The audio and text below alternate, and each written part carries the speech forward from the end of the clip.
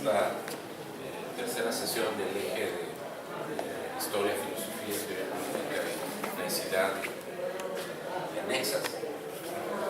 Y hoy en esta mesa, su tema general es Filosofía, Teoría Política, Visiones Contemporáneas, pues vamos a escuchar 4 presentaciones.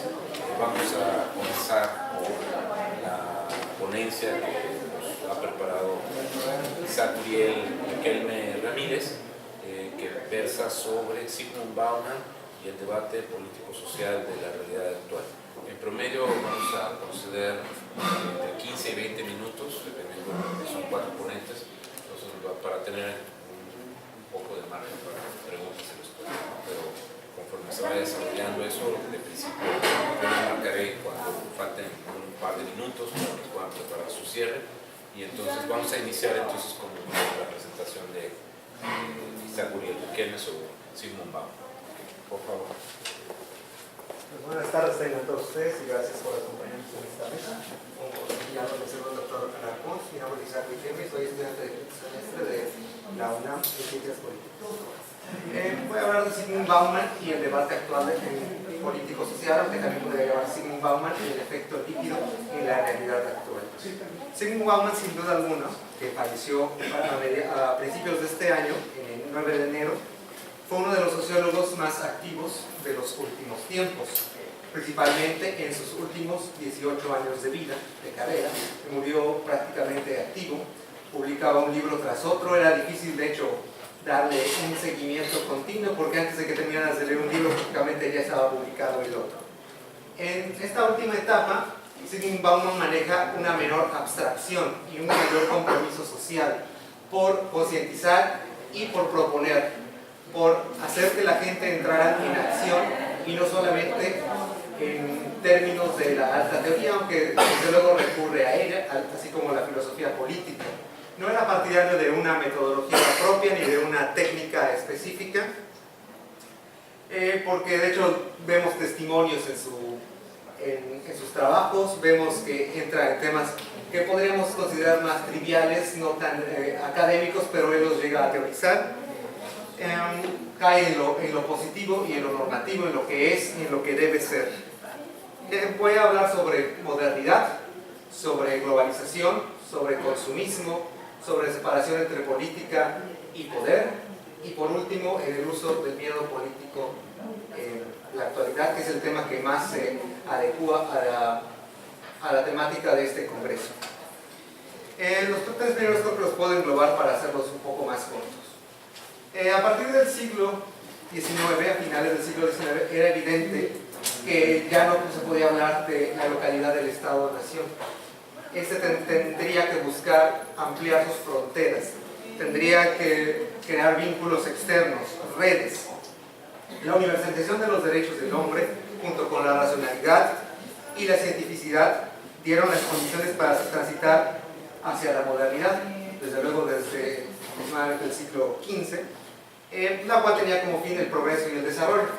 Si bien es cierto que el progreso, el desarrollo y la industria se incrementó, también las desigualdades sociales se hicieron más palpables y cada vez más evidentes, sobre todo por la cuestión de la cientificidad y de la selección natural. Se dijo que los hombres triunfadores eran precisamente por eso, por la selección natural, porque tenían capacidades distintas y superiores, y que el resto no tenía la posibilidad de acceder a eso por sus propias limitaciones. La industria fue la primera en traspasar las fronteras de los estados-naciones. Llegaron a cada rincón de la civilización. Hablaba yo de individualización, como era propio de la modernidad, hacer que el hombre creara su propio camino e hilara su propia vida. Se terminaron los diálogos de la política, a excepción de especialistas, pero antes había más disertación entre la propia sociedad sobre las problemáticas sociales y políticas, generando apatía y desinterés. El problema actual, de acuerdo con Bauman, se resume en un término alemán, un Sicherheit, el cual engloba 3 términos en español, que es incertidumbre, inseguridad y desprotección. La certidumbre, la seguridad y la protección eran provistas por el Estado-Nación anteriormente. Al perder poder político, como lo veremos más adelante, se genera toda esta serie de problemáticas. Y la falta de alguno de estos crea sentimientos negativos en la población y desde luego se ven reflejados en su comportamiento social y político. A partir de mediados del siglo XX se ha notado una clara separación entre la política y el poder. Para Bauman, el poder es la capacidad de realizar alguna actividad, mientras que la política es la capacidad de decidir qué es lo que va a ser ejecutado. Mientras que el poder emigra al exterior, la política se mantiene en la localidad, por lo tanto se vuelve dependiente de lo que suceda en el exterior. La sociedad actual se sumerge en una aldea global, en un mundo trivial, banal y superficial, en donde importa más lo que se posee que lo que se es en realidad. Hay conflictos generacionales, desde luego siempre lo ha habido, pero ahora son más evidentes, sobre todo en temas de socialización. Veámoslo así, antes se hablaba de comunidad, ahora se habla de redes. La diferencia es que uno pertenece a la comunidad, uno emana de ella, por lo tanto se preocupa en trabajar para ella, para pertenecer. El hecho de salir de la comunidad o ser excluido de la comunidad es algo poco deseable. Mientras tanto, en las redes las creamos nosotros mismos. Nosotros decidimos quién va a pertenecer a nuestra red, quién puede o no, quién tiene derecho o no. Y lo podemos ejemplificar con las redes sociales. Veámoslo así. Como hay un vínculo mucho más débil entre las personas que pertenecen a una red social, entonces si la persona que es un amigo virtual, que no es alguien que lo veo día a día, platico con él quizás a través de la pantalla, pues si publica algo con lo que yo no estoy de acuerdo, en una ideología política, en el resultado de una pelea de museo, en cualquier cosa, en algún gusto musical, pues no voy a dudar en eliminarlo, puesto que sale de mi zona de confort y no debe pertenecer a mi propia red. Sé que vamos a hablar demasiado sobre la globalización, pero yo me voy a limitar solamente al aspecto en el que la globalización nos indica la manera en que debemos comportarnos, la manera en que debemos vivir. La globalización indica qué moda hay que seguir, cómo debemos vestirnos, cómo debemos pensar, cómo debemos hablar, los productos que debemos comprar, y se busca un sentido distorsionado de los demás. Los demás tienen una importancia, pero ya no en un sentido común, en un sentido social, sino en el reconocimiento, pero no de un logro académico, de un talento deportivo, sino de que admiren las cosas que tengo materialmente, de lo que soy capaz de comprar. Lo vemos, por ejemplo, en las revistas, en el periódico, en el internet, en la televisión. Vemos el estilo de vida de grandes artistas, de empresarios, de políticos, de deportistas. Queremos emularlos, queremos, obviamente que quizás la posición económica que tenemos no nos dé para ir exactamente igual, pero queremos estar lo más cercano a ellos. Nos molesta sentirnos rebasados materialmente, principalmente a las nuevas generaciones. Por lo tanto, nos volvemos en una sociedad que pasa de producir a consumir. Nos convertimos en compradores compulsivos. Si no se consume lo establecido por la moda, se está fuera de la sociedad, se está rebasado, estamos desplazados. De hecho, la propia globalización y la sociedad de consumo nos indica, por ejemplo, nos alienta a comprar determinada cosa, nos hace cambiar nuestras preferencias y nuestros gustos.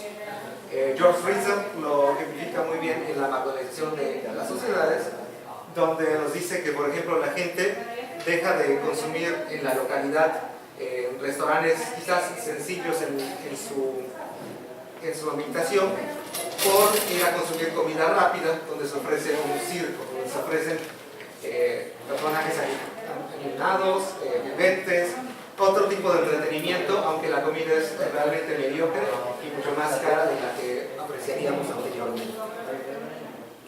De igual manera, el consumismo nos hace a las generaciones, principalmente a la millennial y posiblemente también a la ahora llamada generación touch, que evitemos tener relaciones muy largas, afectivas. Cada vez vemos más divorcios, cada vez hay más relaciones abiertas y muchos menos jóvenes desean tener hijos, porque eso les resulta un consumidor nato y nada productivo como en términos anteriores. Y por último, el uso del miedo político. Con la llegada de migrantes a los países de Occidente, a los avanzados, se ha creado un cierto sentimiento de rechazo hacia ellos mismos por sentirse invadidos. Los inmigrantes tienden a no asimilarse, a no adoptar la identidad de la cultura propia a la que llegan. Lo que sí deberían hacer es integrarse, aceptar sus responsabilidades, sus derechos, pero también las obligaciones civiles que implica llegar a la nación nueva. Trae beneficios, desde luego, puesto como la mayoría viene de países subdesarrollados o que se encuentran en conflictos bélicos, están dispuestos a salir a su país con tal de vivir en paz, de aceptar trabajos que en países de Occidente no los tomarían debido a su alto nivel de vida. Prefieren un empleo más sedentario, por ejemplo. Lo que se olvidan es que de Europa salieron a ocupar los lugares que estaban vacíos: Oceanía, África, Asia, América, porque ya no eran productos, ya no servían en su lugar, tenían que salir de él.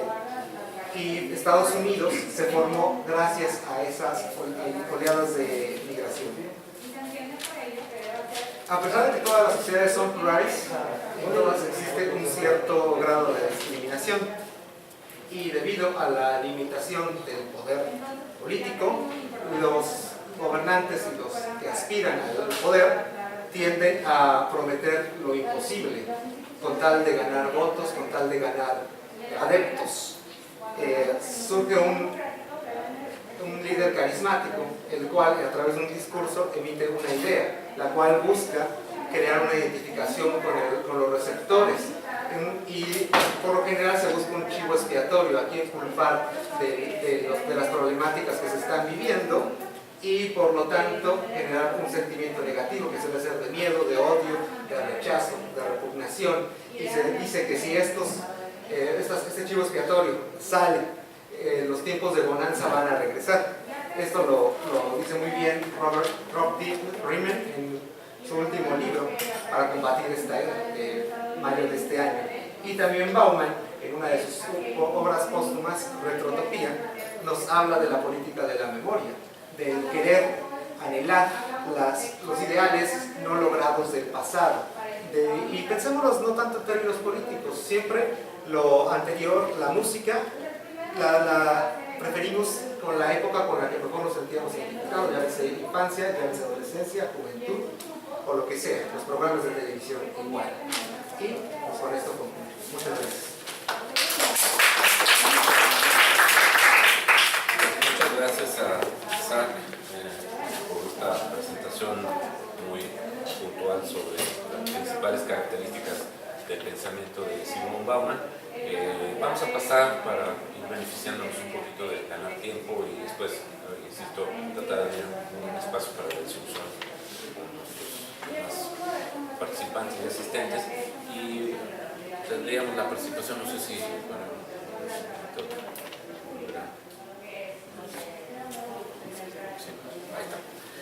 tenemos entonces la ponencia que conjuntamente han elaborado Daniela Erazo Gutiérrez y la Urias de Betancourt.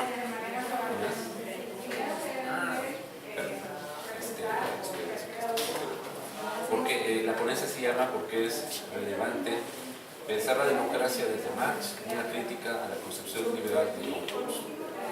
Entonces, adelante. Buenas tardes, mi nombre es Daniela Erazo y mi compañera es Laura Nas. Nosotras somos estudiantes de pregrado de la Pontificia Universidad Javeriana Cali. Estamos en quinto semestre de Ciencia Política. Nuestra ponencia se titula ¿Por qué es relevante pensar la democracia desde Marx? Y pretende hacerle una crítica a la concepción liberal de John Rawls a través del humanismo marxista. es decir, a través de ideas como la libertad o la igualdad, después de haber hecho una amplia revisión bibliográfica. ¿Por qué John Rawls? Bueno, lo escogimos primero porque es un autor contemporáneo. Segundo, porque tiene grandes implicaciones tanto filosóficas como políticas. Es de hecho muy citado a la hora de legislar a través de las sentencias constitucionales, bueno, ese tipo de cosas. Y porque a simple vista pareciera que tiene un tipo de liberalismo diferente a la tradición liberal, pues como con autores como Locke o Kant. Él se preocupa también por las condiciones materiales de existencia, por esas desigualdades que existen en la base. Entonces nos parecía interesante criticarlo a través del marxismo, porque aunque podría acercarse un poco, la ponencia demuestra por qué no es así. Antes de pasar a la crítica, es importante acercarnos a la teoría de Rawls, y para eso hay que decir que varios autores consideran que lo que hizo fue fundamentar teóricamente el estado de bienestar. Rawls escribe una teoría de la justicia en 1971 y a partir de ahí pues inicia una serie de cambios porque acepta la crítica que se le hace desde el multiculturalismo hasta llegar a el liberalismo político, que es una recopilación de conferencias. Nosotros tomamos una de ellas y la criticamos en la ponencia, que es el centro de su teoría. Entonces, para empezar, hay que decir que el liberalismo político de John Rawls toma por hecho las ideas que se volvieron verdades históricas en la sociedad occidental. Es decir, Rawls no se preocupa por explicarnos por qué todos los hombres somos iguales o por qué todos los hombres somos libres, sino que da por hecho esas cosas que Occidente ya tiene interiorizadas. Ninguno de nosotros cuestionaría que tiene dignidad, porque simplemente toda la tradición y toda la ilustración de Occidente nos ha hecho interiorizar esa verdad histórica. Rawls lo que hace es tomar todas esas ideas de Occidente, incluyendo la democracia, y de ahí parte para construir su teoría de la justicia. Bueno, él considera que la democracia es una base desde el que permite que existan muchas doctrinas que son irreconciliables pero razonables. Son doctrinas filosóficas, morales, políticas, que no podrían nunca ordenar una sociedad porque simplemente no vamos a ponernos de acuerdo en ese sentido. Un musulmán y un cristiano no van a llegar a un acuerdo de que es una sociedad buena porque simplemente tienen verdades diferentes. Entonces él quiere buscar la manera de poder reunir esas doctrinas y poder hacerlas convivibles dentro de una sociedad bien ordenada.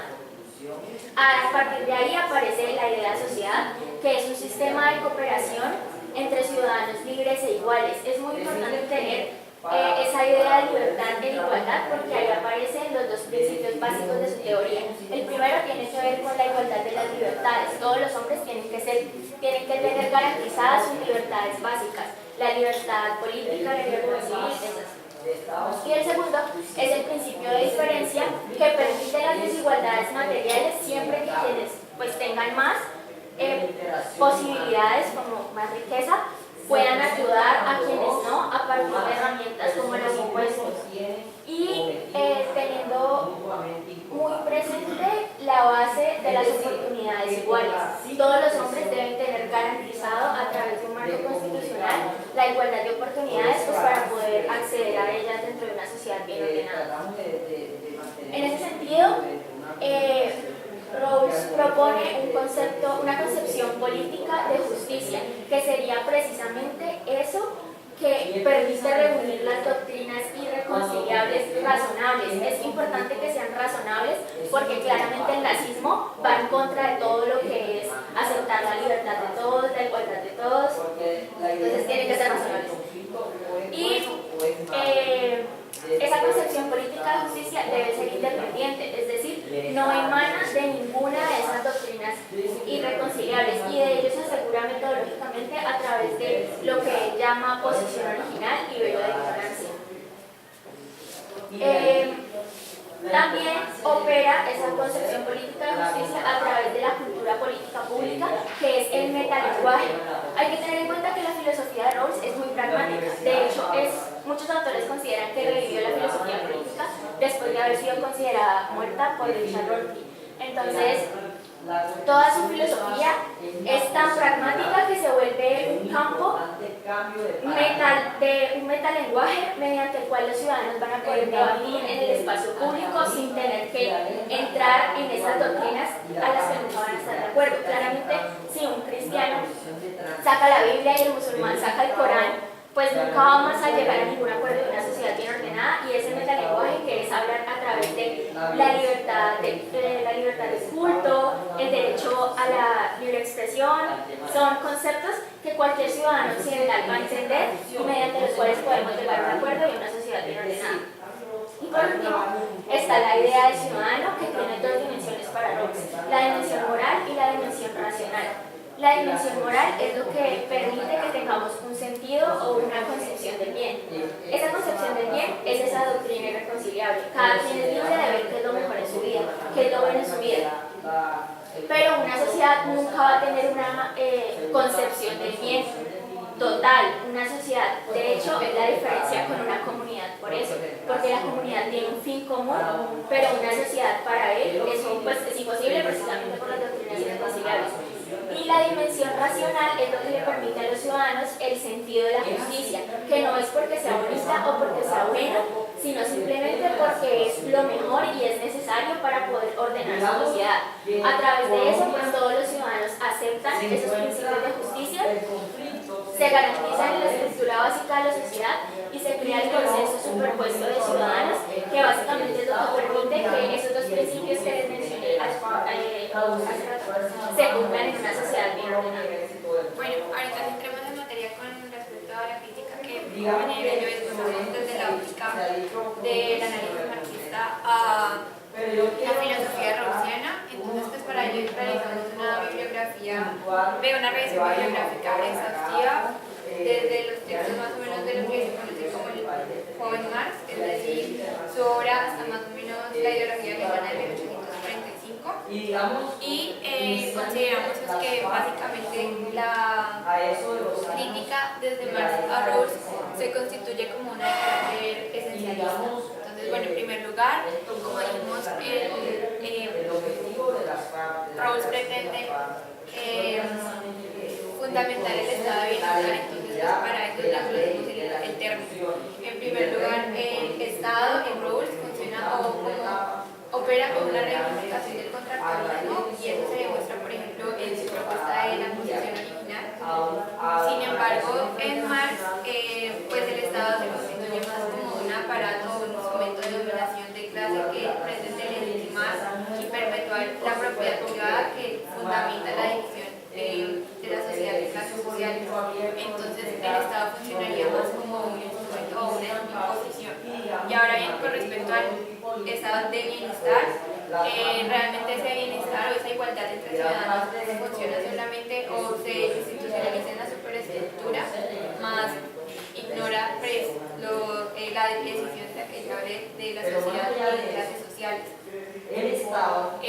Pues si bien reconocemos precisamente por eso el esfuerzo que hace Rawls por acercarse o por intentar por abordar esas diferencias que existen en la base y afectarla, las condiciones materiales de la sociedad, consideramos que ignora el hecho mismo de que la sociedad pues, está dividida en clases sociales, y que por tanto eso inhibiría, por ejemplo, el desarrollo libre del individuo y su autorrealización. Entonces, en ese sentido, la libertad, pues necesitamos como abordar los conceptos de las concepciones de libertad en ambos autores. En primer lugar, pues en Marx, de los textos que abordamos o que estudiamos, pues pudimos como extraer una concepción de libertad que en el primer momento se determinaría como una actividad de superación de obstáculos, y en esa medida requeriría de un proceso, una participación activa por parte del individuo y una actividad creadora. Entonces, como es una actividad transformadora del mundo, está estrechamente ligada a la noción de trabajo manual, que está, pues, es uno de los pilares de su obra. Entonces, como al estar tan estrechamente ligada a esa concepción de trabajo, se implica una dimensión social, una dimensión colectiva, perdón, de la libertad en la medida en la que el trabajo está determinada precisamente por esa estructura de relaciones sociales de producción que se entretejen en la base productiva de una sociedad y pues por todo lo de la interdependencia del trabajo y la división funcional del trabajo dentro de una sociedad, digamos que se extrae entonces que el trabajo, que la sociedad al estar dividida en clases sociales, implicaría que entonces, digamos, la realización de un fragmento de la sociedad, es decir, de una clase social, estaría en detrimento de la enajenación de otros. Entonces, por tanto, pues, eso, digamos, también se constituiría, a nuestro parecer, como una crítica al utilitarismo, pero realmente es una crítica que no sería compatible con la crítica que da Rawls al utilitarismo, que también es como una de las pilares de la filosofía marxiana. Y ahora con la igualdad de oportunidades que se pretende con el segundo principio, el principio de diferencia de la filosofía rusiana, pues podemos decir que eso desde la óptica de un análisis marxista realmente no funcionaría en la medida en la que la sociedad está dividida en clases y se fundamenta en la existencia de la propiedad privada. La propiedad privada entonces implica una relación entre una clase propietaria de los medios de producción y una clase no propietaria. Entonces, en ese sentido y en la medida en la que el hombre está determinado por las condiciones materiales de su existencia, el hombre y su pensamiento no puede escapar de sus condiciones materiales. Por ejemplo, la libertad en Rawls operaría en un primer momento como la libertad, como dijo mi compañero, la libertad de elegir una doctrina imaginaria y comprensiva, es decir, una concepción del bien, pero ese hombre no podría tener un pensamiento que sea independiente de sus condiciones materiales de existencia. Y en esa misma medida tampoco podría escapar de ellas y por tanto no existiría una libertad real de oportunidades que si bien está institucionalizada y contemplada en la superestructura, es rebatida completamente pues, por las condiciones reales de la base de la producción. Entonces ya pues a manera de conclusión, claramente desde una perspectiva marxista se diría entonces que el principio democrático sería realmente cumplido, que llegaría a su máxima expresión en la medida en la que se derivara ese modo de producción capitalista, porque ello implicaría la emancipación del sentimiento. Sin embargo, pues con nuestro trabajo, obviamente no era proponer el derribe del modo de producción capitalista, sino proporcionar una óptica diferente y abordar el problema del hombre y el problema de la libertad para alimentar ese principio que desde la tradición liberal se da con respecto a la democracia. Y pues por ejemplo eso es algo que también desarrollarían otros autores de la escuela marxista a partir de Gramsci, en la medida en que a partir de él se contempla una autonomía relativa de la superestructura con respecto a la base. Pero además la academia abre el debate. Pues muchísimas gracias. Ahora vamos a pasar a la exposición de la doctora Laura Hernández Arteaga, de la Facultad de Ciencias Políticas y Sociales de la UNAM. Ella nos va a exponer una ponencia que lleva por título Política y Moral en Agnes Heller, una concepción sobre la buena vida aristotélica. Buenas tardes, yo no voy a dar mi ponencia, la presentación.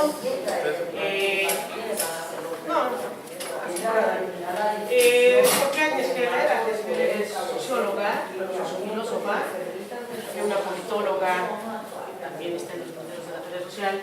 Y amo a esta mujer, esta pensadora, porque yo creo que contribuye mucho a dar aspectos muy interesantes en el mundo tan que estamos viviendo y tiene que ver con esta idea de la democracia y de la moralidad. ¿Qué implica la idea de la buena vida? Implica la posibilidad de imprimir en la política y en las relaciones, ¿no?, de todos y cada uno de nosotros, la posibilidad, ¿no?, de aspectos de solidaridad. Heller ha desarrollado una vasta obra que ella misma denomina como un posmodernismo reflexivo, y cuya inquietud no es otra que proporcionar una visión casi total del mundo contemporáneo, que es un mundo signado por la contingencia. Muy interesante el concepto de contingencia antes que Heller, y es muchísima gente, pero uno puede encontrar líneas de continuidad de Heller, Arendt y el propio Luhmann a través de los contingencia, pero lo dejo. Su posmodernismo concibe a las sociedades como un mundo del tiempo presente absoluto. Su interés es el futuro del presente. Los escritos de Heller atraviesan la dinámica global de los procesos políticos y socioculturales modernos y su impacto en el mundo de la vida y el discurso ético de los individuos contemporáneos, y lo articula críticamente en el paradigma de la racionalidad comunicativa, al incorporar la ética discursiva como fundamento normativo de un concepto ético-político de justicia y de una política ética, así sea procedimental. Y ahí Heller se encuentra no solamente con Arendt para la cátedra, ¿no?, en la Lucha, sino con Walter Wolf y con varios autores que trabajan desde la filosofía del derecho el problema de la democracia. A partir de la vida cotidiana ha construido una visión de la condición moderna que teoriza sobre los instintos, los sentimientos, las necesidades, la racionalidad, la justicia, la ética, la historia y la dinámica de la vida social, política y cultural moderna. O sea, este es el ámbito en el que ella está inserta. Para Heller, la vida cotidiana está posicionada al centro de la historia, la estoy citando, es la verdadera esencia de la sustancia social.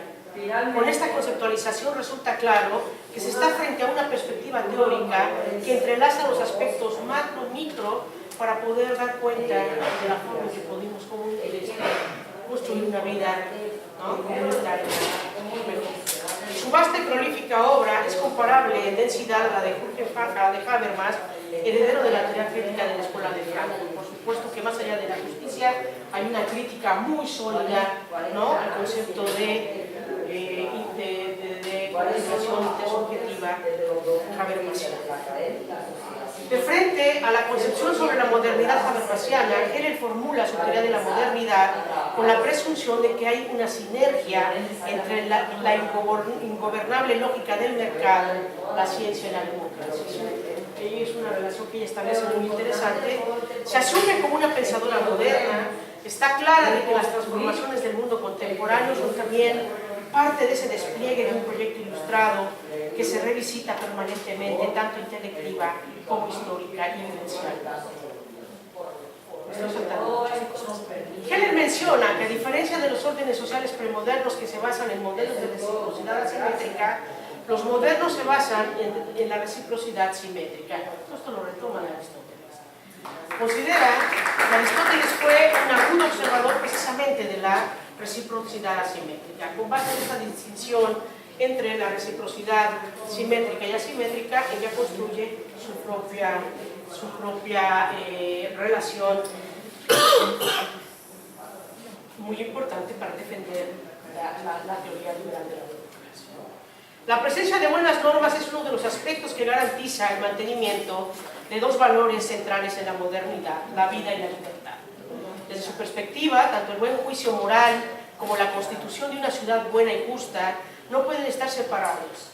El buen juicio moral depende de la conexión entre la racionalidad orientada al valor y la racionalidad orientada a los fines, configurando una autoridad moral que nos guía para tomar decisiones específicas. La filosofía moral también, en su concepción política, considera a la persona ética y al buen ciudadano como los engranajes centrales de la sociedad contemporánea, y es ahí donde ella retoma a Aristóteles.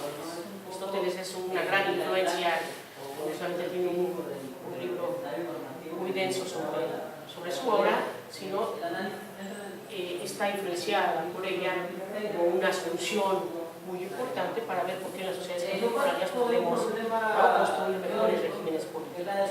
En esta consideración subyacen la autonomía y la dignidad, categorías centrales de la filosofía moderna. La primera implica que el actor que se guía por una razón práctica, tanto moral como universalmente, mientras que la dignidad es un atributo de las personas. Heller distingue dos tipos de racionalidad: la racionalidad de la razón y la racionalidad del intelecto. Esto es de Kant, mediante la cual se cuestionan las normas y las reglas de la vida cotidiana desde un conjunto normativo más universal. Uno puede también hacer una lectura, ¿no?, de Agnes Heller desde su lectura de Kant. El concepto de juicio es muy importante para entender también, ¿no?, la propia crítica y lectura que hace, que la propia Agnes Heller hace de Hannah Arendt. Sin embargo, critica la instrumentalización de la racionalidad en la modernidad al haber sido reducida a mera categoría formal y al haber sido identificada como instituciones racionalizadas que coadyuvan a la dominación e inhibición del desarrollo de los individuos. Se aleja de la idea de identificar a la razón con el cálculo y la búsqueda del éxito. Esto es muy interesante porque lo que nosotros vamos a ver, claramente, es una mujer que frente a esta crítica, ¿no?, de los estragos de la razón, rescata por eso la idea de la vida cotidiana de los afectos, porque ve que ahí es donde se entreteje la posibilidad del cambio permanente de la política de posibilidades. Defiende la unidad de la razón y la emoción como la mejor oportunidad de desarrollar una racionalidad más compleja que, recordando a Sócrates, permita el despliegue del buen hombre y del buen ciudadano. En una filosofía de la historia en fragmentos se lee, y ahí la cito: la razón es la república, es aquello que compartimos, la cosa común, entendemos, podemos hacernos entender, vivimos en un mundo junto con otros. Nuestros gestos tienen sentido para otros, también los gestos de otros tienen sentido para nosotros. En la República de la Razón estamos en casa del mismo modo que nuestra lengua materna. Muy interesante la diferencia. Este deslizamiento de la racionalidad de la razón hacia la racionalidad del intelecto libera los impulsos y potenciales subjetivos que perduran inexpresables en las normas y las leyes. A su vez, es el cemento que anuda las relaciones de hombres y mujeres en un mundo común. Ciertamente, Agnes Heller incorpora en su intelección sobre los fundamentos morales del buen ciudadano la concepción aristotélica al identificar la racionalidad de la razón como una forma de vida buena, una razón que a ratos se antoja subjetivante, creadora, íntima, vital, casi auroral, tomando a María Zambrano, ¿no?, casi auroral de la llegada de un nuevo mundo. Estas consideraciones son el telón de fondo del teatro del mundo de la política moderna, que supone la presencia de hombres y mujeres que viven en mundos en los que se entretejen el privado lo público, porque, y ahí la cito, lo sensible no es insensible. Esta esfera permite el despliegue de la persona, que, como se mencionó, está preñada de contingencia. Se trata fundamentalmente de la construcción de una persona pues, tremendamente normativa, pero creo que también, ¿no?, tiene implicaciones, porque lo voy a ver más adelante, no de tiempo, institucionalmente también ella lo está entrelazando. O sea, no se queda en el aspecto meramente normativo, ¿no?, de la filosofía, de la teoría, sino que también lo entrelaza en términos de regímenes políticos. Lo anterior nos conduce directamente a la concepción ética de esta pensadora. Su consideración de la persona buena, así como del buen ciudadano, está inspirada, como he dicho, en Aristóteles y está en conexión con la razón práctica kantiana y la autonomía de la voluntad sustentada en la ley moral. Su concepción de condición humana, por ejemplo, da cuenta de esto que estoy mencionando. Formula la cuestión de manera diferente, obviamente, a la de la filósofa de Hanover, de María Zambrano, no, se me fue, de reflexión humana, ¿cómo se llama?, de Hannah Arendt, ¿no? Según Heller, el recién nacido no es ni tan natural ni sistema, sino un ser independiente por derecho propio. Somos humanos porque nacemos con programas humanos y porque somos educados en compañía e interacción con otros seres humanos. Aprendemos a ser miembros de una sociedad dada principalmente conociendo y practicando las normas y reglas de esta sociedad que regulan nuestra convivencia. el recién nacido, está programado para vivir en sociedad y su condición de realización ha de ser reducida en la sociedad. Con esto se logra la articulación de lo genético, a priori, y lo social, como desemboca en la configuración potencial de una esfera personal única. Ahí está haciendo un diálogo con su maestra. En fin. Esto es posible gracias a una... La intersubjetividad comunicativa, y en esto coincide con Habermas, la critica, es uno de los pilares de una sociedad justa, dice.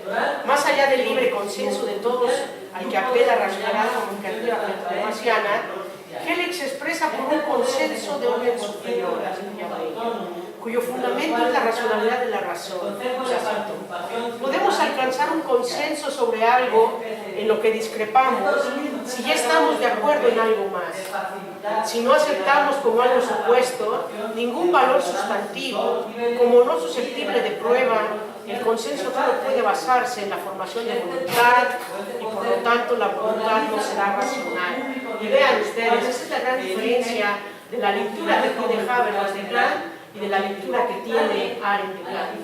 O sea, el problema de la voluntad para estas dos autoras, las estoy entendiendo, está mal ponerlas a dialogar, pero la voluntad para ellas es muy importante. Y la voluntad es la que construye precisamente la posibilidad de diálogo, de interacción, no como algo estrictamente de la razón, casi también un poco de ingenuidad teórica por parte de Kant.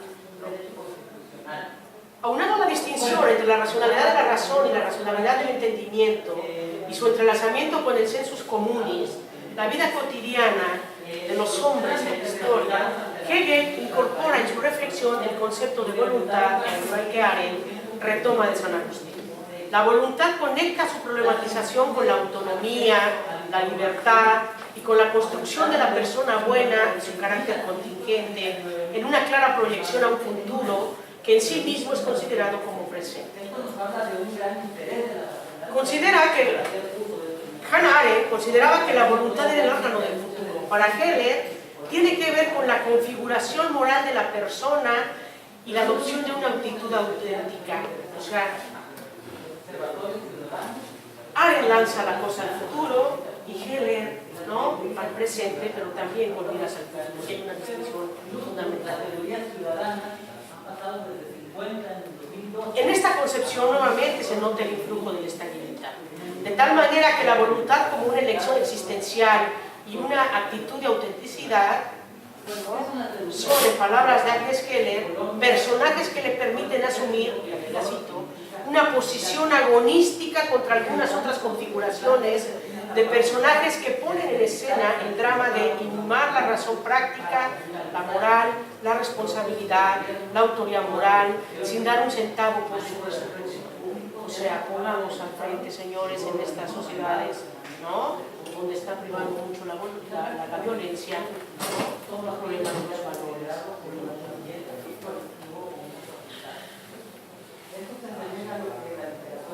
Luego, pues, con la incorporación de la voluntad, Hegel redondea la construcción de su concepción moral de la persona buena, la utopía absoluta. Sin personas, le estoy citando, sin personas buenas no vale la pena vivir la vida. En lo que a esto concierne, nada ha cambiado desde el texto del Génesis y la voz del demonio de Sócrates. En este sentido, resulta paradigmático que, en línea de continuidad con el proyecto ilustrado de la modernidad, la filósofa húngara considere que la justicia sea, y la cito, el campo de la libertad hecha dignidad, donde se encuentran ideas y hechos cara a cara. O sea, vean cómo comienza, ¿no?, a bajar esta dimensión más filosófica, más abstracta, a un aspecto que tiene que ver con aspectos normativos. Estamos, de hecho, ante los fundamentos filosóficos de la teoría política sobre la democracia hegeliana.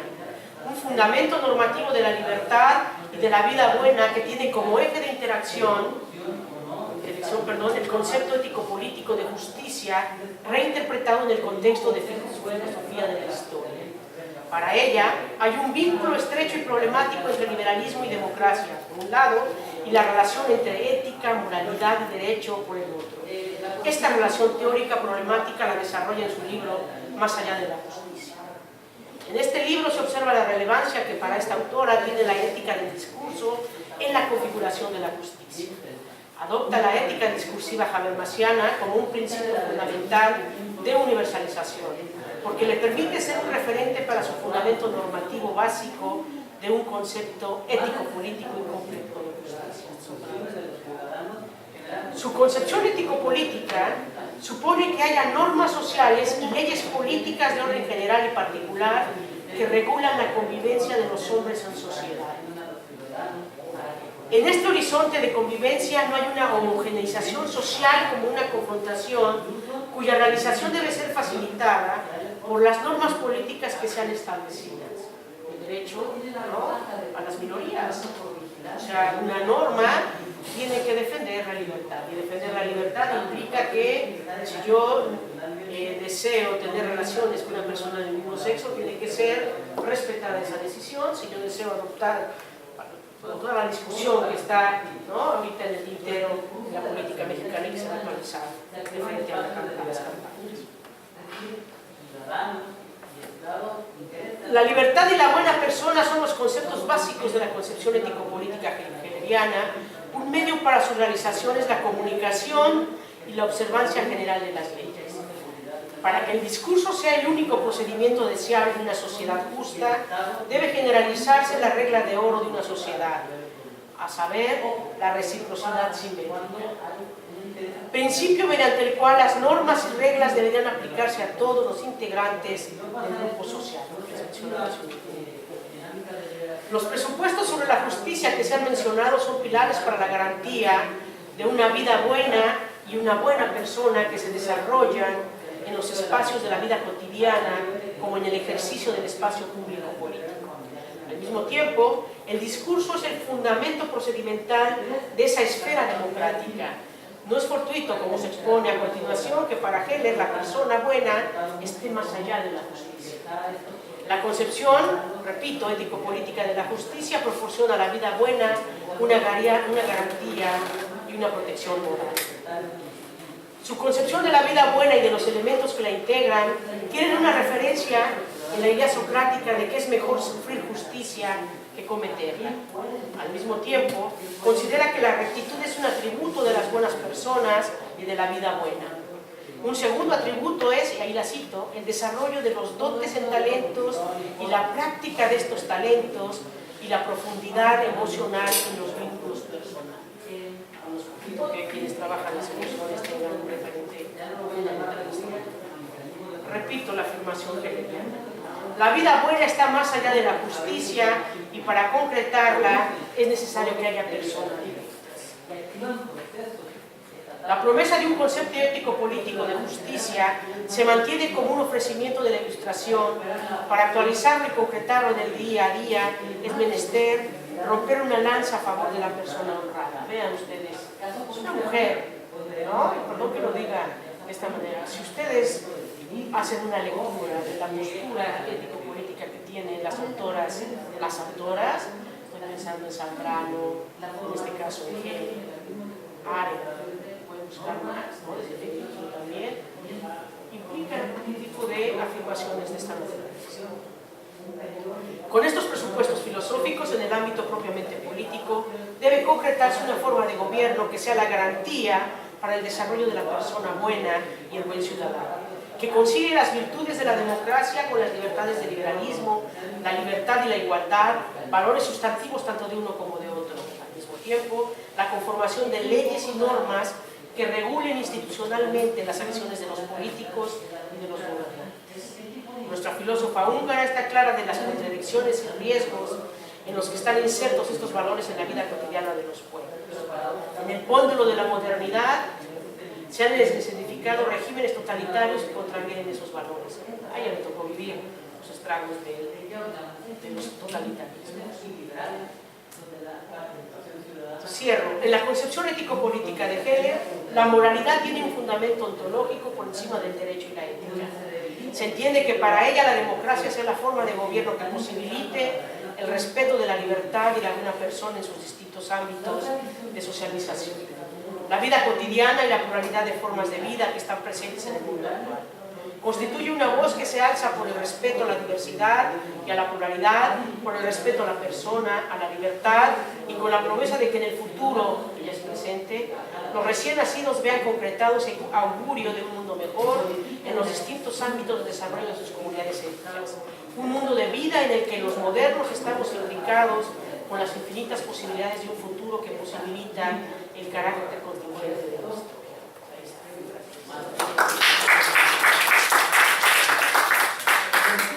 Muchas gracias, Laura, por esta interesante búsqueda de contextos y comunicaciones entre los autores, ¿no? Como tú bien señalabas, esta tradición kantiana de la justicia y como estos compasos comunicantes con Hannah Arendt, con Aldous Heller, quizá incluso también, aunque no precisamente tan directo como el caso que estábamos escuchando también de Rawls, en la ponencia anterior, y pues sin lugar a dudas ese tema de la justicia pues sigue siendo uno de los grandes temas deudores, nos sigue atosigando precisamente en el contexto de la teoría y la filosofía política, que creo que es una de las categorías centrales de lo que no ha cumplido la modernidad en su diario. Pero bueno, vamos entonces a pasar a nuestro cuarto ponente, que precisamente es Celso Escobar Salinas, y que nos ha preparado un material sobre hacer un pensamiento político desde la complejidad, la teoría política de Edgar Morin. Entonces, en primer lugar, buenas tardes, gracias por acompañarnos. ¿Dónde se habilitar eso para que puedas ¿Se haga más grande? No, es que sí, porque si no te va a desplegar el PowerPoint.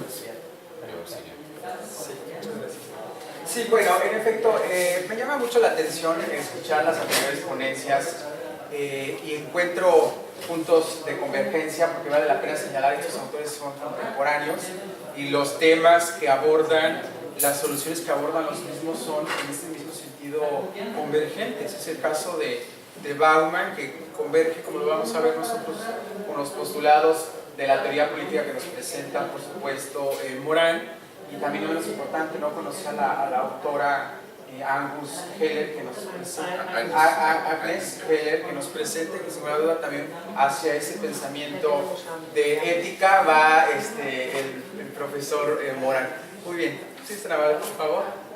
Bien, Edgar Morin hay que reconocerlo que es un pensador que actualmente vive. Nació en 1921, tiene una formación multidisciplinaria, es sociólogo, estudió Derecho, estudió Filosofía, estudió Historia, es decir, tiene una vasta formación en este sentido. Cabe señalarlo que también estuvo en el contexto de la guerra, de la Segunda Guerra Mundial, él es francés, entonces también se vio orillado a padecer estas situaciones y por lo tanto a tratar de entender la naturaleza ética y política. Bien, hay que reconocer también que Edgar Morin es autor de más de 50 libros, cuenta con más de 30 doctorados honoris causa en distintas universidades y considero por supuesto que es uno de los pensadores más brillantes que ha producido el siglo XX en la rama del conocimiento.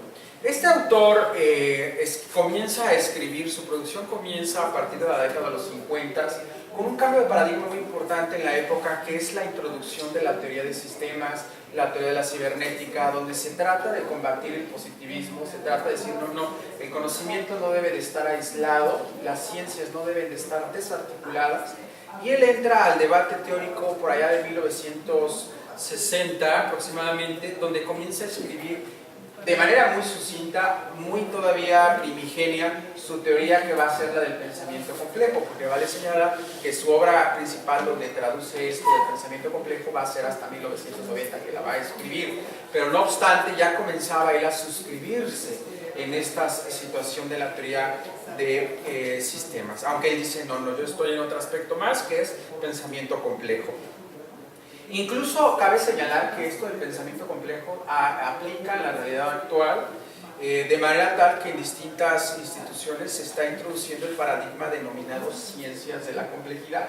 Incluso en la UNAM, de la cual provengo, tendrá unos 3 años que introdujo un centro denominado de este estilo, Ciencias de la Complejidad, Centro de Ciencias de la Complejidad, para revisar los fenómenos que aquejan a la sociedad. Bueno, la segunda parte, por favor.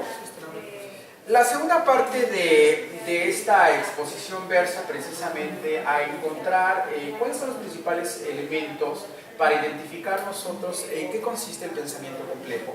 Para ello hay que decirlo que Edgar Morin fundamenta el pensamiento complejo en una obra de 6 tomos, en la cual se resume todo esto del pensamiento complejo, la cual se denomina el método.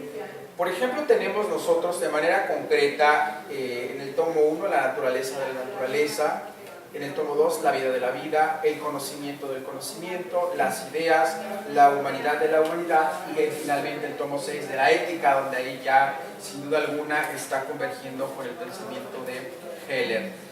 Ahora, el término complejidad, que ya se había trabajado, como les comentaba, desde la década de los 50-60, se va a entender como una confusión o incapacidad para definir de manera simple las cosas. La ciencia trata de aislar y decirnos A más B igual a C y se acabó. Sin embargo, la complejidad dice esto no es así. Hay que ver el contexto, el conjunto. Pues este autor me llama mucho la atención, más adelante lo vamos a ver, porque desde el punto de vista, como lo podemos ver en la imagen, es un autor con una visión 360 grados. Lograr entender la realidad desde esta perspectiva verdaderamente ha cambiado la concepción de la ciencia. Aquí, por ejemplo, cita: los modos simplificadores del conocimiento mutilan más de lo que expresan los fenómenos que intentan dar cuenta. Ahora, complejo no puede resumirse en una palabra maestra, aquello que no puede retrotraerse a una ley, aquello que no puede reducirse a una idea simple. En pocas palabras, la complejidad, más que una solución, es el problema a abordar. Por ello nos dice que también es preciso señalar que más que lograr buscar una omnisciencia, porque si eso es una falacia, eso no se puede lograr, nos dice que hay que tener presente ese axioma de la complejidad, que es el de la imposibilidad teórica de lograr una omnisciencia. Sin embargo, en este sentido nos dice que sí debemos de superar este nivel de aislacionismo del conocimiento, y para ello más adelante nos va a comentar el autor que hay distintos problemas al respecto de lo que se va a entender por el paradigma de la ciencia en general y de manera concreta la ciencia política, porque la ciencia política igual sigue en un paradigma positivista de quitarle lo ético, como en esa oportunidad se hizo, porque estuvo, como ustedes lo saben, con Aristóteles subsumido en esto, y nos dice que el primer error de esta inteligencia ciega, es el concepto que utiliza el doctor Morin, es una falsa concepción de la realidad, es una incoherencia de la realidad, pero más aún es no ordenar de manera adecuada el conocimiento existente. Ahora, hay una ignorancia ligada al desarrollo mismo de la creencia, hay una nueva ceguera ligada al uso degradado de la razón, y las amenazas más graves que enfrenta la humanidad están ligadas al progreso ciego e incontrolado del conocimiento, porque para allá va su teoría política basada en esto, que los conocimientos parcelados que hemos construido a lo largo de la historia ahora nos están dando como resultado que los problemas no son tan sencillos o aislados como tradicionalmente los hemos entendido, sino que incluso son problemas globales que por supuesto a la política le compete analizar esto. Por eso nos dice que vivimos en un imperio de principios de disyunción, reducción y abstracción. Esto es un paradigma de simplificación. Y se dijo que la política debe de ser simplificante en tal sentido. Ahora bien, el autor da su tesis en la siguiente frase. Dice: es necesario sustituir el paradigma de disyunción, reducción y unidimensionalización por un paradigma de distinción y conjunción que permita distinguir sin desarticular, asociar sin identificar o reducir. Bien, luego tenemos a continuación ya sí propiamente la siguiente diapositiva, por favor. Pasamos, esta es la primera introducción para poder entender hacia dónde va el pensamiento de Edgar Morin. Edgar Morin también, aunado a las distintas áreas del conocimiento que escribe, también por supuesto en política, tiene un concepto que él denomina para una política de civilización, donde trata de materializar todo este concepto de la complejidad que ya había hablado en otros libros. De manera tal que trata de resumir o de aplicar lo visto en su obra El método de 6 tomos que les había comentado. Ahora, dice que en ese sentido, dice que por ejemplo tenemos a distintos problemas en la actualidad. Es el caso de que los progresos nos están mostrando ambivalencias, es decir, seguimos teniendo esa dicotomía donde el progreso sí está generando avances, pero sin embargo estamos logrando también serios retrocesos. Incluso da un ejemplo, las megápolis y la industrialización no pueden ser ilimitadas. La realidad de los procesos nos demuestra que conducirá, si sigue creciendo, a serias catástrofes. Hay que reemplazar ese paradigma de cantidad por calidad. Es un ejemplo que usa. Ahora, entre los males de la civilización que el autor analiza, está el tema del descenso de la calidad de vida, donde dice el malestar parasita el bienestar. Los males de nuestra civilización son aquellos que han hecho efectivamente aparecer el reverso de la individualización, de la tecnificación, de la monetarización, del desarrollo y del bienestar. Ahí en ese sentido converge su pensamiento sin duda alguna con Bauman, en ese sentido crítico de que la sociedad ha generado pues serios retrocesos a pesar de la modernidad en la que se encuentra. Bien, en ese sentido nos dice que la lógica actual es determinista, mecanicista. Él lo llama que la lógica actual en la que se encuentra la política es una lógica de máquina artificial, donde por un lado está provocando un daño exterior, y este daño exterior es el daño ecológico, y un daño interior, que este daño interior es el de la calidad de vida de las personas. También critica la parte del mercado, donde dice que el mercado privilegia en todo momento el cálculo del interés, tanto como desolidariza, es decir, pérdida de solidaridad, que va en el sentido de lo que comentaba, de tratar de lograr una cierta moral o ética del conjunto de las personas. Por ello, más adelante comenta, la ciudad sufre cada vez más daños de anonimización, es decir, la esencia comunitaria de la ciudad está en fase de ser mentalmente rayada del pensamiento y de la sensibilidad humana. Se da a su vez, paradójicamente, de esta fase tenemos la metástasis del ego, es decir, un debilitamiento del sentido de la responsabilidad hacia el otro. Es esta pérdida de ética y de moral de lo que estábamos hablando. Ahora, hay una crisis en la relación fundamental entre el individuo y su sociedad. Esta sociedad genera un fuerte estrés, incluso el pasado está cada vez más perdido, y la inseguridad del futuro es cada vez más desconocido. Hay una desresponsabilidad y una desmoralidad. Hay regresiones ideológicas superadas, y también por supuesto nos habla de que hay una solución a todo esto, que es la tesis de su política de civilización. Esta tesis de política de civilización la comenzó a construir a partir de los años 80, así lo reconoce. Él, que dice en pocas palabras, nos dice que la política tiene que ser multidimensional, es decir, tiene que trascender este paradigma aislacionista con el que se puede interpretar. Todos los problemas tienen una dimensión política, partiendo de esta primera premisa.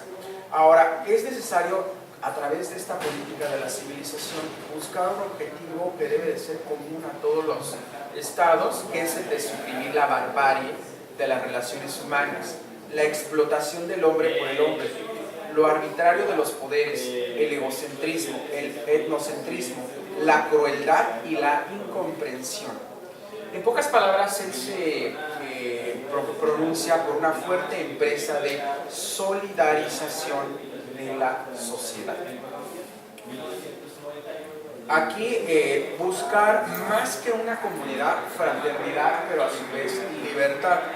Debe desarrollar y utilizar todos los aspectos positivos de las ciencias, de las técnicas, del Estado, del capitalismo, del individualismo. En pocas palabras nos da a entender que debemos de rescatar todo aquello que está bien hecho. Si dice todo está mal. Hay que rescatar todo lo bien hecho y tratar de aplicarlo con una modalidad sí hacia un objetivo colectivo, hacia un objetivo de reencontrar la esencia de las personas. Bien, debe desarrollar y utilizar todos los aspectos positivos. Debe de invertir en la investigación y en la acción de nuevas energías. Debe haber una nueva forma de técnica. Debe, en pocas palabras, concluye que debe haber los siguientes imperativos en una política de civilización. Solidarizar contra la atomización y contra la compartimentación.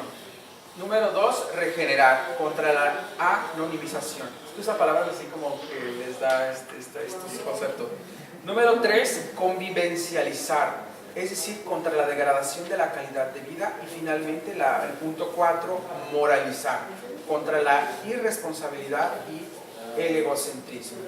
La política de resistencia debe de ser de restauración ética y de esperanza. La calidad de vida, el bien vivir, no solo de bienestar. Debe darse un retorno a la ética. Y en pocas palabras, aquí lo que me llama también mucho la atención del paradigma de la teoría política de Edgar Morin es de superar la política de estados a hacer una política global. Esto ya otros autores lo han trabajado, pero desde mi punto de vista es el que nos da las herramientas desde tiempo atrás en términos epistemológicos para decir, no, la política no es de estados, la política no es de gobiernos, no es solo de sociedades, sino es global. Los problemas que se evidencian en la actualidad, como cambio climático, guerras, pandemias, todo esto nos habla, por supuesto, de la importancia de integrar la política para una verdadera civilización. Cabe destacar que esta teoría de Edgar Morin, de política de civilización, se fue aplicada en algún momento, o trató de aplicarse en algún momento en Francia, pero bueno, después ya cambió los gobiernos y ya no una fuerte aplicación. Sin embargo, la teoría en general de Edgar Morin sigue teniendo una fuerte influencia a nivel de otras ciencias, como les comentaba en un principio. Bueno, pues por lo demás creo que sí sería todo. Bueno, pues hemos escuchado a los 4 ponentes. Ahora respondería si hay comentarios, preguntas, dudas. Allá, por favor, tu nombre y a quién va dirigida la pregunta. Claro, sí, bueno, a los 3 últimos. Mi nombre es Octavio Calderón, mucho gusto. Empiezo con las chicas que hablaron sobre esta cuestión de Rawls y de Marx. En cuanto al concepto de que empezaron a hablar sobre la cuestión individual, entiendo este aspecto, a ver, ¿qué opinan? Lo voy a plantear así. La democracia busca una característica individual a través de la igualdad. Eso es esencial en cuanto a este nuevo pensamiento sobre Rawls, ¿no? Esto relacionado con la cuestión marxista, ¿no? ¿Cómo usaría Marx esta igualdad a partir del capitalismo, ¿no? Que es una cuestión esencial? Él hablaba sobre la igualdad de los autómatas, ¿no? Estos seres dentro de este proceso industrial y todo este aspecto, ¿no? Donde se generaba una identidad antes que una unidad, ¿no? También es importante el concepto de democracia. Y por último, la cuestión del ciudadano. Esta igualdad que al final de cuentas no es una igualdad individualizada. Todos somos idénticos dentro de esta perspectiva democrática para que nosotros podamos funcionar en masa, ¿no? Y generar este desarrollo democrático, ¿no? Y al final de cuentas esa responsabilidad como ciudadanos muchas veces termina desviando hacia el proceso de dominación. Y es algo interesante, como ya Weber profundizó respecto a esta cuestión. En cuanto a lo de la doctora, la cuestión de esta Agnes Heller, me interesa mucho. Bueno, también otro comentario, ¿no? Esta cuestión de la cuarta razón de la que parte, tomando el punto de Kant, ¿no? Estos son valorativos. Sí me gustaría saber cuál es este punto, porque a lo mejor no lo entendí muy bien, que toma Agnes Heller en cuanto al desarrollo de estos juicios valorativos si bien yo entiendo que Kant lo dividía en estos dos aspectos, que era la analítica trascendental y la dialéctica trascendental, no muy importante, porque la primera se basaba en la cuestión de la razón pura y la razón práctica, y la segunda en la construcción de la idea, no en el ideal, el idealismo. Entonces va avanzando y de esto se derivan las normas morales, las normas jurídicas. Y también me llama mucho la atención cuando habla de esta cuestión de la historia. A mí en lo particular me gusta mucho Walter Benjamin, como retoma este aspecto de las leyes de la historia, esta cuestión del progreso y del ángulo, ¿no? Que es muy importante en cuanto a estos modelos totalitarios. Y ya una cuestión ahí en cuanto a Hannah Arendt, sí me gustaría saber si también hay un vínculo de Agnes Heller en cuanto a lo que toma esta Hannah Arendt en relación al pensamiento filosófico de Martin Heidegger, que también es muy significativo para la mujer en este sentido. Y por último, lo de Kant Moran, estos aspectos, si podías profundizar un poquito más en la cuestión sistémica. Desde mi perspectiva, yo veo a Moral con la constitución de la complejidad, ¿no? Hablando de un tema como dialógico y diacrónico, ¿no? Me interesa mucho, o sea, no todo es lo sistémico, por eso se le ubica como crítico, no todo está sistematizado, ¿no? Y yo lo relaciono, por ejemplo, me gusta relacionar a Moral con Foucault, cuando habla de los saberes ocultos, y se ve en Moral cuando hace este concepto de civilización, ¿no? Y me gusta también relacionarlo con Herbert Marcuse, esa parte que retoma de la teoría crítica, ¿no? Con Herbert Marcuse en su Hombre Unidimensional, que hace todo una perspectiva. Porque la teoría sistémica, sabemos que parte de cuestiones muy científicas, ¿no? Incluso las cuestiones biológicas, como la membrana, Ilia Prigogine y esta nueva alianza, ¿no? La ley de la termodinámica, etc. Sería todo. Muchas gracias. ¿Alguien más? Adelante, por favor. David Rodríguez, de la Universidad Autónoma de Puebla, felicitar a todos los compañeros ponentes y el comercial para las compañeras javerianas que felicitamos por su exposición. Dos comentarios para acompañar lo que ya bien dijeron. El primero, acerca de la condena de Marx hacia la democracia, y ya bien lo desarrollado la compañera. Marx critica propiamente el Estado, entendiéndolo como la herramienta expresiva de la burguesía, una simple que administra los intereses de la clase económicamente poderosa, y así también, en consonancia con lo que dice el compañero, condena fuertemente la igualdad jurídica del capitalismo, a la elección de ciudadanía en cuanto significa una igualdad ficticia en el plano superestructural, que viene a justificar las desigualdades que se dan en el plano infraestructural económico, pues, el cual se desprende la sociedad de clases. Y si bien es cierto, condena más fuertemente esta situación que ya señalo, también creo que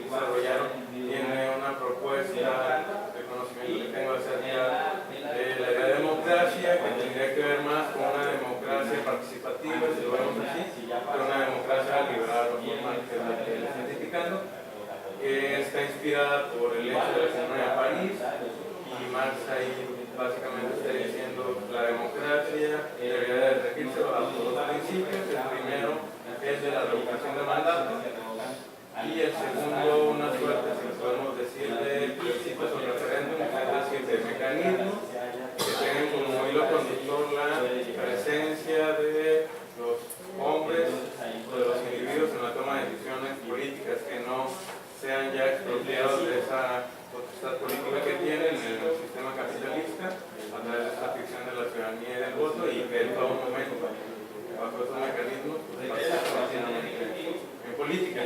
Y la segunda comentario, para el compañero que ya bien decía, tiene que ver con la noción de libertad.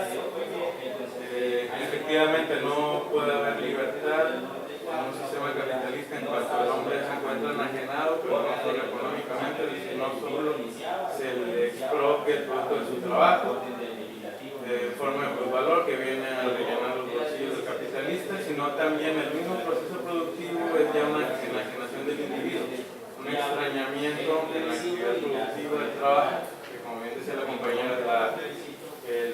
fue que la actividad básica, podríamos leer en Marx, del individuo, el trabajo en cuanto es el que permite transformar la naturaleza, realizar el metabolismo de la naturaleza y reproducir materialmente la vida. Bueno, en esa actividad laboral enajenada, el hombre se extraña en cuanto nos dice en los manuscritos de 1844.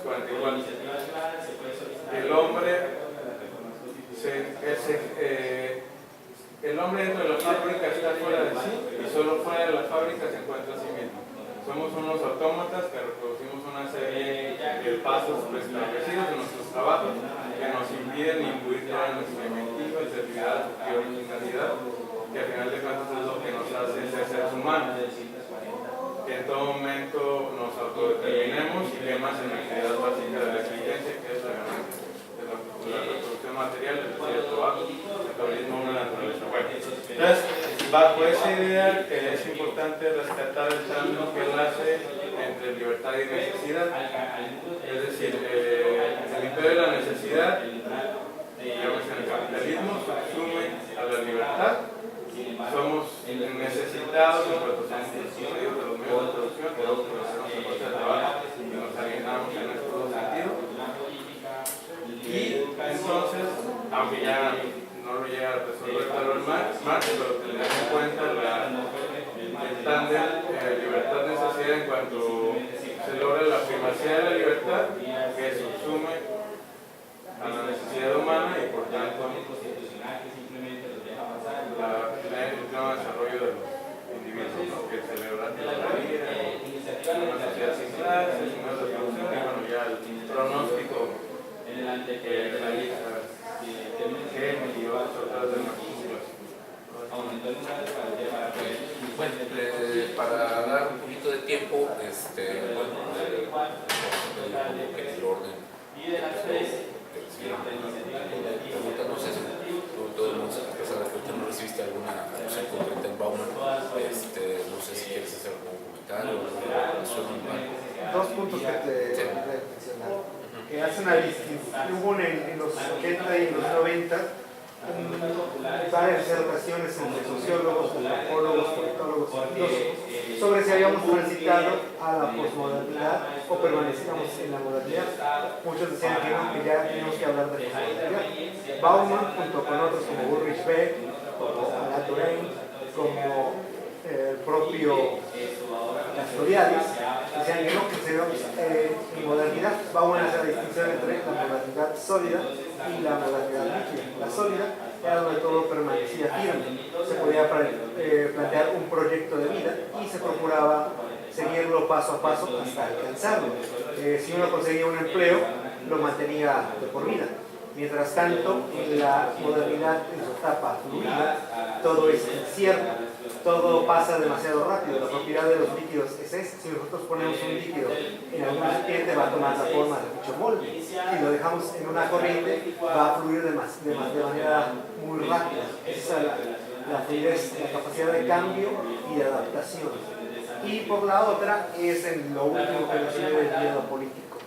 De que se me hace injusto catalogar, por ejemplo, del terrorismo islámico, cuando en una religión de más de 1.500 millones de fieles, sea menos del 1% los que cometen actos atroces y reprobables a todas luces, y por ejemplo que a todos los latinoamericanos se los talle de criminales, cuando son una porción muy pequeña, sino que las intenciones de estas personas es en todo momento ocultar que su interés por regresar hacia el autoritarismo a través de estas promesas falaces.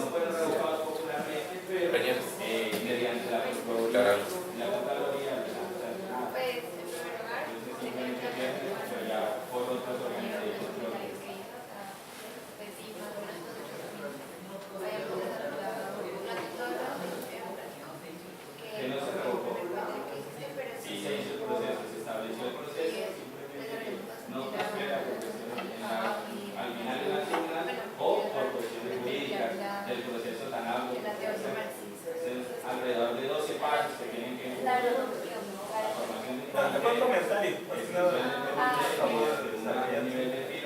Sobre esa igualdad. La verdad es que al final Marx nos llevó también bueno, no creen en la democracia, ¿no? También es un hecho. Pero en un preámbulo para la dictadura del proletariado está hablando de la universalidad de esa democracia, a los de estructura, ¿no? Pero bueno,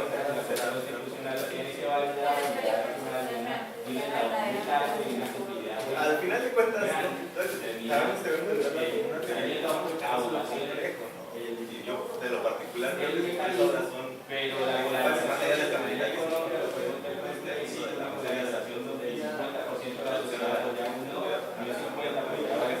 y ahí en medio está pero bueno, se puede analizar de lo que hizo Marx, porque dio muchísimo muy interesante. El nivel educacional es muy bajo, suele ser un poco más, bueno, menos técnico y hace referencia al principio de la cuestión judía a lo que es la democracia real, que viene luego de la emancipación del feminismo, que sería la verdadera emancipación del hombre. O sea, no podríamos hablar de una democracia en el mismo mercado capitalista simplemente porque el hombre está enajenado y punto. O sea, lejos de lo que decía el compañero, que estoy de acuerdo, que son ya como desarrollo de la democracia puntual, simplemente el hecho de que el hombre esté enajenado ya implica que no hay democracia. Es que lo complejo, ¿no? Porque habría que analizar en un momento más básico. Este libro me parece que es de Lowry, ¿no? Que habla sobre problemas y no, después. Hay otro, está el brasileño. Y lo hace porque Althusser tiene muchas cuestiones psicológicas que Marx no había desarrollado. Pero sí creo que habría que rastrear de un Marx a otro. Les menciono este pequeño análisis. Para desde mi perspectiva le falta un poco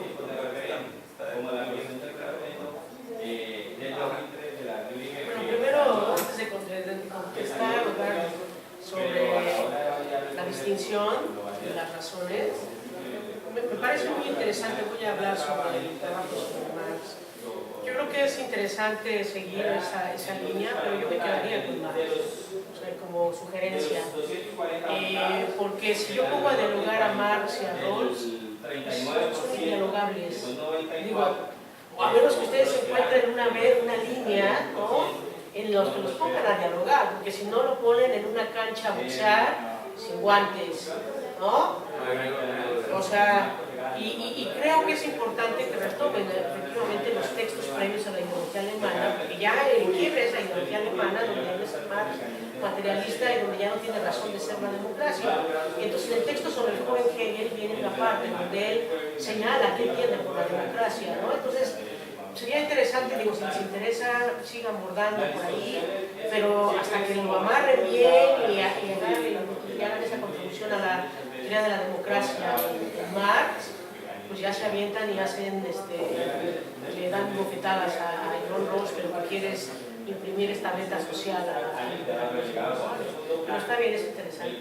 Pero sí, yo creo que la distinción de la racionalidad de la razón y la racionalidad del intelecto en Agnes Hegel es muy interesante. Por supuesto tiene que ver con su lectura de Kant, pero es al mismo tiempo lo que ella le permite ser una especie de fluido para trascender esa parte más tecnológica, más alienada, si queremos, de la sociedad, más técnica, perdón, de las sociedades contemporáneas, y esa es su gran apuesta, y es una distinción kantiana, o sea, es la distinción entre la Welsmann y la Vernun kantiana, o sea, la gran potencialidad que tiene la razón, la Vernun, en Kant es impresionante, no fortuitamente Hannah Arendt, la condición humana, en ese prólogo que es una maravilla, ¿no?, hace la distinción entre la Welsmann y la Vernun kantiana, y entonces ella dice, la Welsmann se va por el lado de la ciencia y la ciencia se va por el lado de la tecnología y la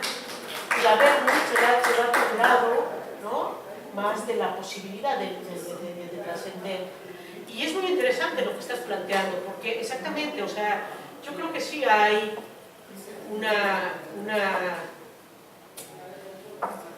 la propia vida del espíritu de Hannah Arendt.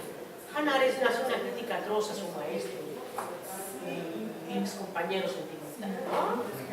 O sea, hay una parte en los últimos capítulos de la vida del espíritu donde Hannah Arendt prácticamente le dice a Heidegger, yo no soy experta, no soy filósofa, por supuesto es mi lectura, ¿no? Donde le dice a Heidegger, el To Dasein es una entelequia, porque no está puesto en el sensus communis.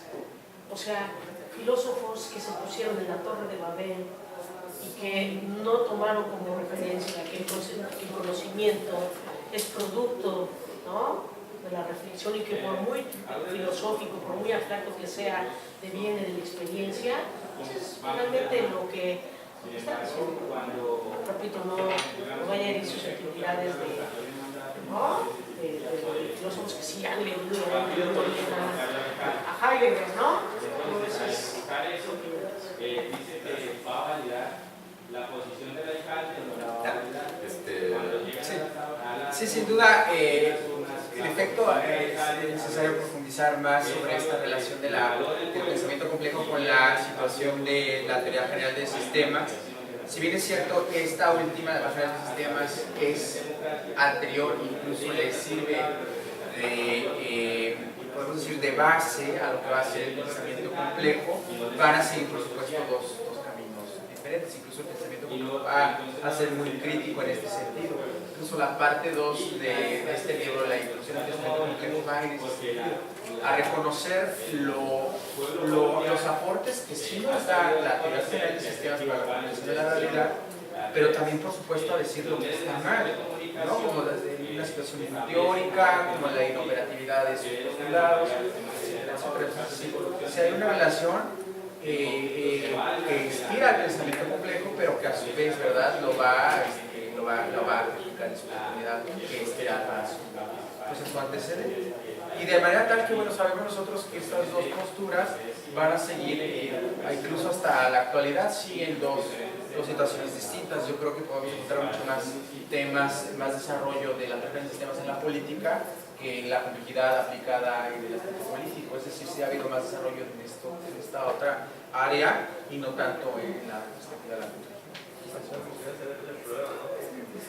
Las sistémicas políticas, los sistemas políticos de Morán. No puedo decir, no, es más bien, pues sí tiene estos elementos. Bastante sociológicos. Claro, y pedagógicos, bueno, pero sí da algo de lo político ahí, pero sí tienes razón. Lo sistémico tuvo mucho más desarrollo, ¿no? Ahí Easton, Luhmann, todos estos teóricos importantísimos de sistemas aplicados a la política. Digamos, yo solamente para cerrar un poco y obviamente agradeciéndoles a todos y a cada uno de ustedes la participación, y desde luego creo que ha sido un panel muy rico y el mismo curso del debate, afortunadamente tuvimos un margen de tiempo bueno para que pudiéramos un poquito intercambiar ideas, pero creo que lo que sí es muy interesante dentro de lo que cada ponencia ofreció, y creo que nos podemos llevar un poco eso de tarea, es precisamente el tema de las grandes preguntas, ¿no? Es decir, la búsqueda de respuestas a los problemas tanto complejos como específicos de la crisis conceptual, ¿no? Digamos que ciertas nociones como democracia, como justicia, ¿no? O en algunos casos precisamente la cuestión líquida, ¿no? Digamos estos grandes referentes que fueron la narrativa de la ilustración, de la modernidad. Hoy tendríamos precisamente la necesidad de hacer procesos reconstructivos, ¿no? Nuevas proposiciones holísticas, heurísticas, entrópicas en algunos casos, y en otros precisamente pues viene la idea de que hay que terminar de desmontar y de desplazar, digamos, esta civilización que no funciona. Es decir, creo que tenemos las dos lecturas, es decir, digamos, en Morán es muy claro, o sea, hay que diferenciar, y sí, hay que diferenciar claramente que Morán no es un autor de teoría de sistemas. Una cosa es ser sistémico y otra cosa es ser sistemático. Y sistemático significa ser organizado. Y Edgar Morán entonces lo que propone es una teoría de una reorganización de la sociedad, que no necesariamente significa ser procesal, es decir, algo mecánico. Sí, creo que en ese sentido, por eso la idea de complejidad no es lo mismo que un sistema complejo. Sí, creo que en ese aspecto es interesante. En el caso de esto que tú mencionas, me parece a mí que sí sería muy importante que tú conocieras la obra de Bertrand de Jouvenel. Bertrand de Jouvenel es un contemporáneo de Morán y mucha gente asume que en realidad Morán se pirateó las ideas de Bertrand de Jouvenel. La civilización de la potencia, que es el texto más importante de Arcadia, que son los textos de Bertrand de Jouvenel, plantean exactamente lo mismo 30 años antes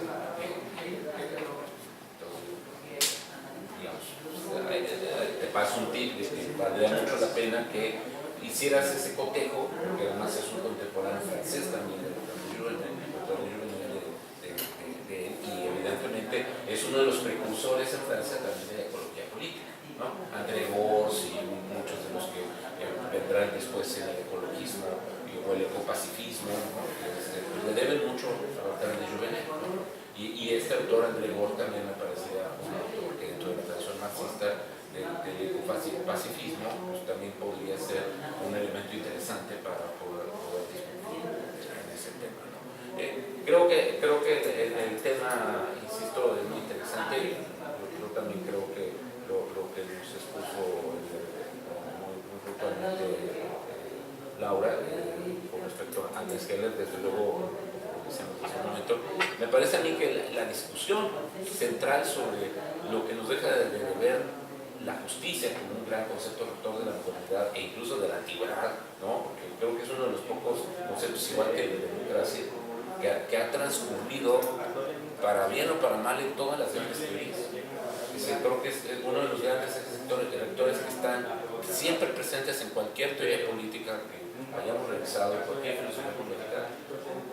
La relación entre o el curso propio que toma la democracia, para bien o para mal, o el curso particular que toma la justicia, a mí me parece que son de esas grandes categorías y yo celebro mucho que estés interesada y que estés metiendo en ese tema, porque yo creo que después de Rawls, precisamente de la teoría de la justicia, el tema de la justicia ha estado gravitando, ¿no?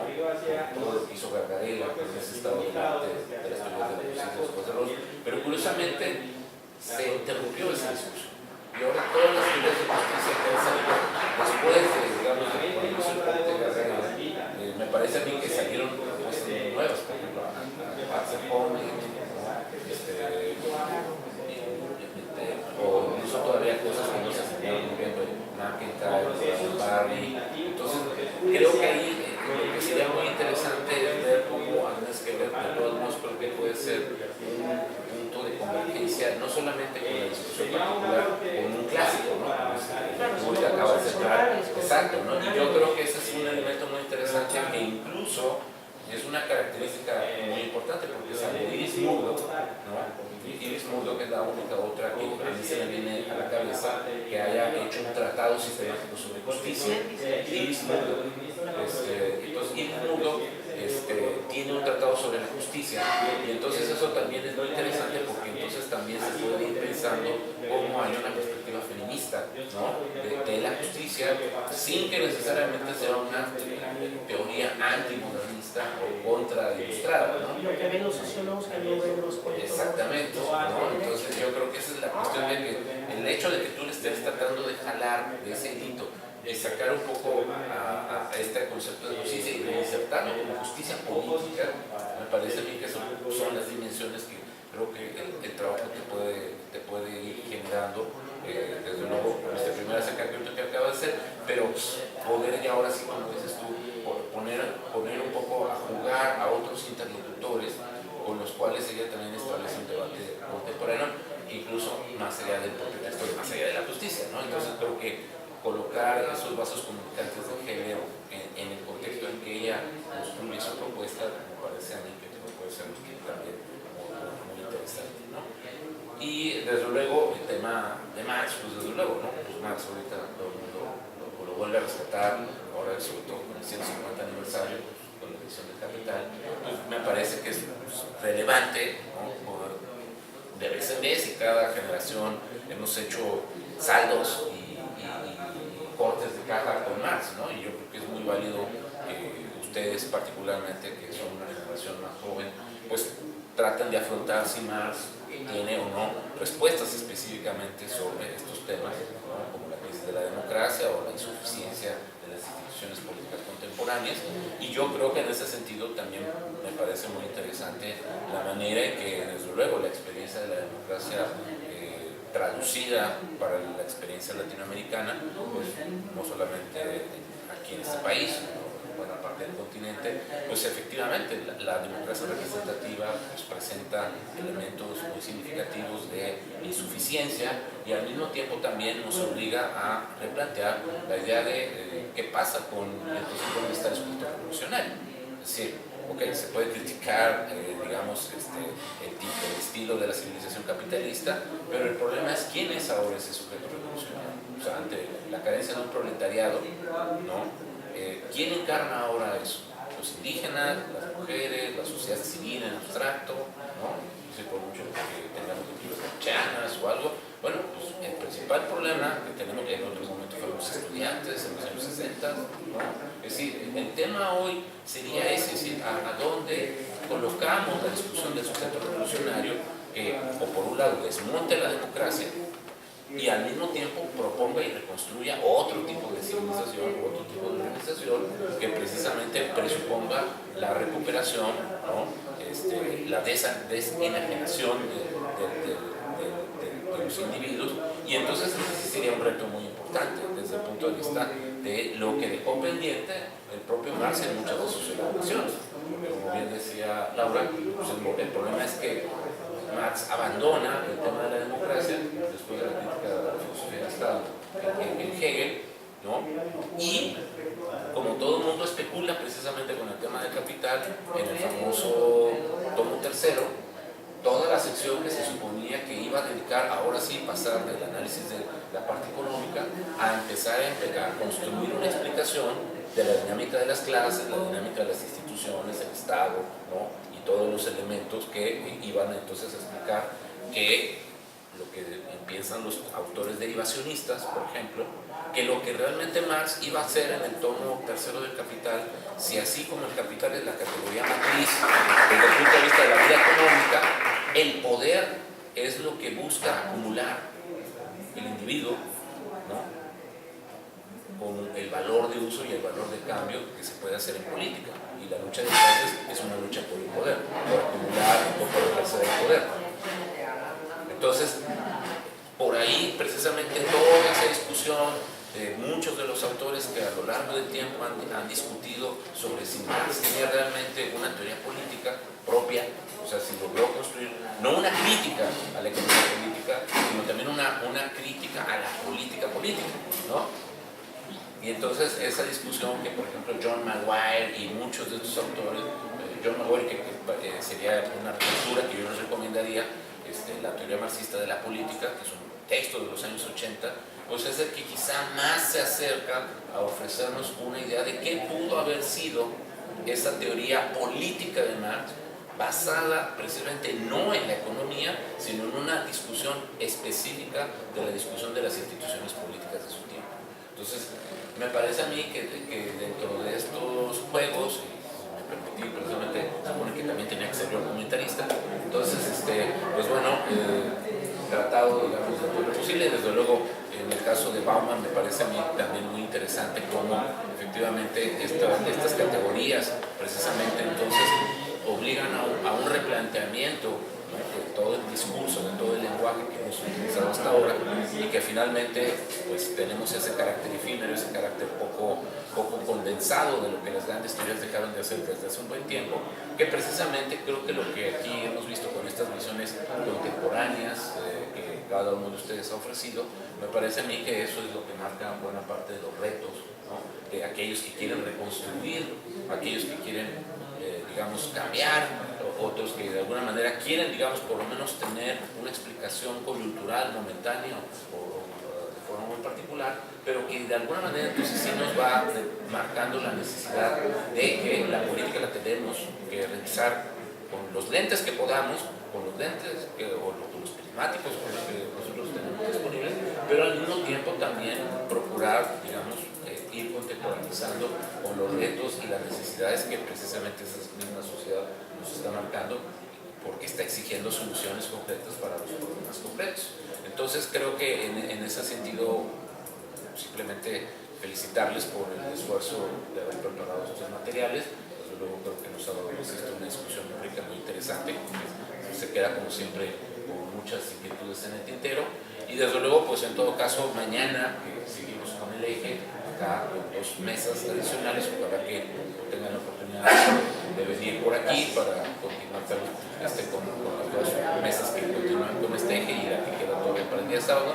Y bueno, pues solamente agradecerles su participación y presencia, y bueno, pues los que tengan interés de ir a ver la conferencia magistral de Darius Weiger, pues empieza a las 5, entonces para que pues, puedan llegar con cierta participación y que hagan un buen lugar. Por lo demás, pues muchísimas gracias y pues muchas felicidades a todos.